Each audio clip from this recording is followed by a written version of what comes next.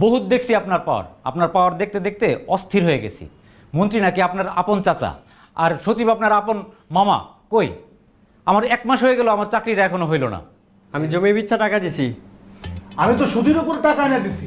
আজকে 6 মাস হয়ে গেছে, চাকরির খবর নাই। আমার টাকাটা ফেরত দিন। তো তোমরা তাহলে কি বলতে চাইতেছ? তোমাদের এই টাকা আমি খেয়ে ফেলাইছি? খায়া ফেলেছেন তো। ভাই চুপ! তোমরা কার সামনে দাঁড়ায় কথা বলতেছো জানো? একদম হিসেব করে কথা বলবা। চুপ! একটা কথা এখানে হবে না। আমি সায়েম চৌধুরী, 10-20 লাখ টাকা খুদ খেয়া পেট নষ্ট করবো আমি। আর তোমাদের টাকা যদি আমি খাইয়াও ফেলাই, তোমরা কি করতে পারবা? ঘোড়ার আন্ডা, কিচ্ছু করতে পারবা না তোমরা। আমি জাস্ট পিয়নরে বলবো তালা মারতে, ফোন করবো 10 মিনিটের মধ্যে পুলিশ আসবে, বলবো ডাকাতি করতে আসছে।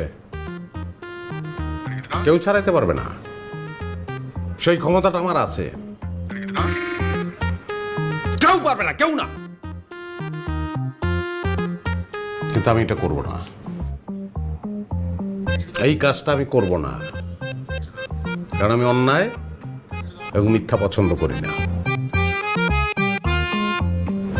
কথা বলবো না, কথা বলবো না, চুপ, একদম চুপ। Sorry sir. শোনো, চাচাকে আমি তোমাদের কথা বলছি, সব তো রেডি ছিল।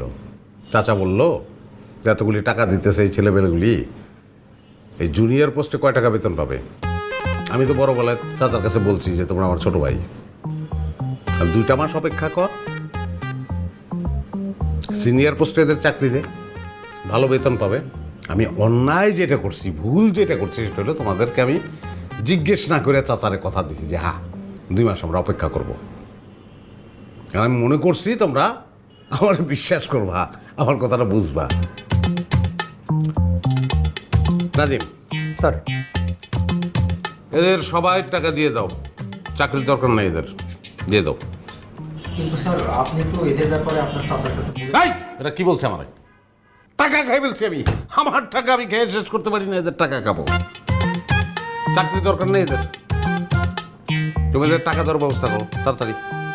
যাও, টাকা দিয়ে দিচ্ছে। তাই আপনারা শোনেন, আগামী রবিবার এসে আপনাদের টাকাগুলো নিয়ে তোমাদের বিশ্বাস আছে। যাই হোক, মাপ চাইছো, সেক্ষেত্রে তো আর কিছু বলার থাকে না।